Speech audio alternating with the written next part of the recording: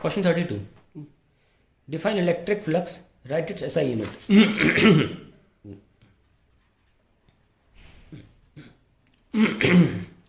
Electric flux.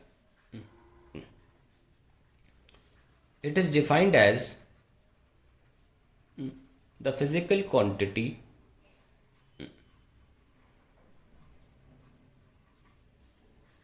directly proportional to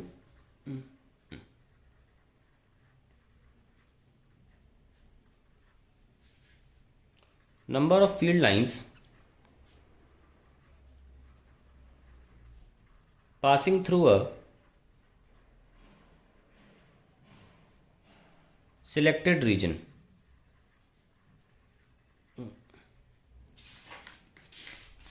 SI unit क्या है? Its SI unit is Newton per coulomb meter square.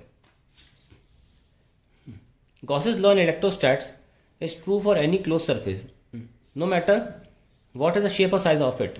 Justify the statement with the help of suitable example. देखिए Gauss's law क्या है? It states that the total number of field lines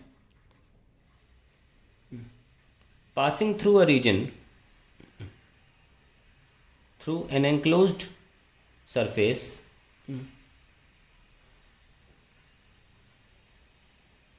is 1 by epsilon times the charge enclosed by the surface. Charge enclosed by the surface. कैसे दिया है ये? 1 by epsilon times the charge enclosed. तो हम justify कैसे करेंगे? पहले justify कर देते हैं. We see that the flux is independent of the geometry, क्योंकि सिर्फ Q और एप्सिलॉन की बात हो रही है. The geometry of enclosing surface. अब एग्जाम्पल सूटेबल क्या है? सपोज आपके पास एक बलून है स्फेरिकल, उस पर चार्ज है, फील्ड लाइंस जा रही हैं ऐसे. अब ये बलून अगर डबल रेडियस का हो जाए, इससे ऐसा हो जाए,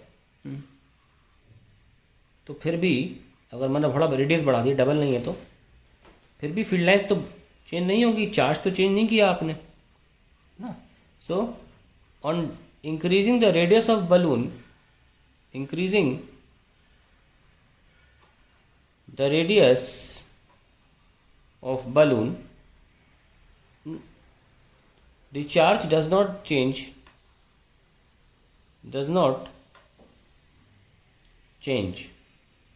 and hence the flux remains as it is, remains unchanged. हो गया ये भी. अब use Gauss law to prove that electric field inside a uniformly charged insulated sphere. Prove the expression होना चाहिए of electric field inside a uniformly charged insulated sphere.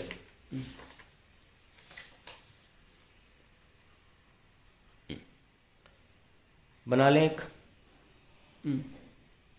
और अंदर हमें निकालनी इलेक्ट्रिक फील्ड. तो ये R ले लीजिए.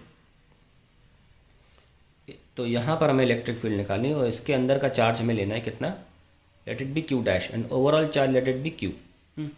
अब यूनिफॉर्मली डिस्ट्रीब्यूटेड है तो यूनिटरी मेथड लगा के हम क्यू डैश निकाल सकते हैं. पहले हम गॉस थ्योरम लगा लें. गॉस थ्योरम क्या है? क्यू डैश बाय एप्सिलॉन, क्योंकि एंक्लोजिंग सरफेस ये है. ऑल्सो फ्लक्स क्या होगा? जो इलेक्ट्रिक फील्ड निकल रही है बाहर, into area of the Gaussian surface. तो इनको इक्वेट करें, E into area of Gaussian surface Q dash by epsilon. तो एरिया क्या का रेडियस स्मॉल आर है तो 4 पाई आर स्क्वायर.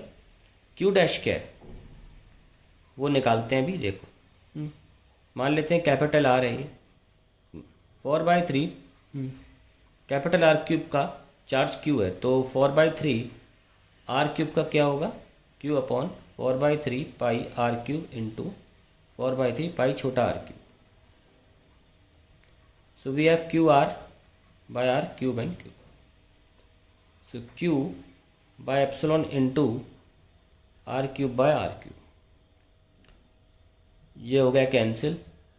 इलेक्ट्रिक फील्ड आ गई 1/4 pi epsilon Q R by capital R cube, that is K Q small r by R cube. ये आ गई.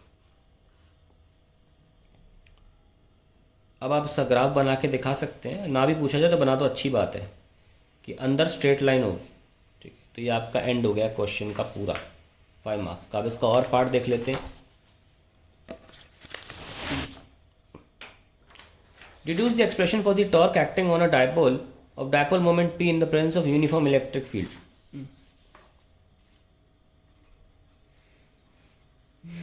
इलेक्ट्रिक फील्ड मान लीजिए रैंडमली डायपोल ऐसे है तो ये क्यू ई लग रहा होगा, यहाँ क्यू ई लग रहा होगा. ये इलेक्ट्रिक फील्ड है. तो ये लेंथ कितनी है 2a और ये थीटा है. सो टॉर्क क्या होता है, either force into perpendicular distance between the line of forces. तो आप नोटिस करें ये एक फोर्स तो ये है और एक फोर्स ये है और एंगल थीटा है, तो ये डिस्टेंस परपेंडिकुलर हो जाएगी दोनों की फोर्स के बीच में. अगर ये लेंथ 2 है तो थीटा ये भी सामने वाला 2a साइन थीटा. सीधे आंसर आ गया force into 2a sine theta. तो Q into E into 2a sine theta, Q into 2a P E sine theta. ये टॉर्क निकाल लिया. फिर consider 2 hollow concentric spheres S1 S2 enclosing charges 2q and 4q respectively as shown in figure. ये है figure. ठीक है, तो hollow sphere है, अंदर S1 में 2q बार q है. Now find out the ratio of electric flux through them. B का फर्स्ट ऐसे बनाया हुआ है 2q और 4q. ये S1 और ये S2. फ्लक्स थ्रू S1 क्या होगा 2q by epsilon. Flux through S2 होगा 2 and 4 6q बाय एप्सिलॉन. तो रेशियो निकाल लेते हैं S1 बाय S2 का, दैट विल बी 1/3. हो गया. Of the electric flux through them. How will the electric flux through sphere S1 change if a medium of dielectric constant K is introduced in the space inside S1 in place of air? Reduce the necessary expression. ऐसा कुछ expression तो है नहीं इसमें. अगर यहाँ पे एक डाइलेक्ट्रिक मीडियम डाल दिया जाए S1 में तो S1 से ही पूछा है ना. Through S1 will change. Okay, if a medium dielectric, ठीक है. एप्सिलॉन आर यूज़ करना है हमको. यहाँ पे हमने एप्सिलॉन आर डाल दिया है. तो फ्लक्स क्या होता है, flux to S1 will then be 2q by epsilon medium. 2q by epsilon medium क्या होता है, k टाइम एप्सिलॉन नॉट. और इन्होंने k की जगह एप्सिलॉन आर यूज़ करने को बोला है, तो एप्सिलॉन आर एप्सिलॉन नॉट. ये फ्लक्स हो जाएगा. चेंज तो नहीं पूछा है.